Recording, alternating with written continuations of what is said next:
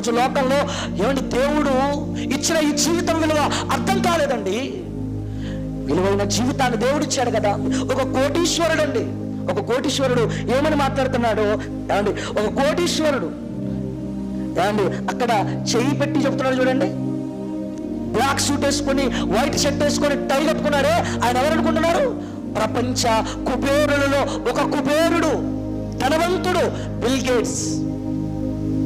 ఆ bill gates చెప్తున్న మాట ఏంటి తెలుసా? స్లీప్.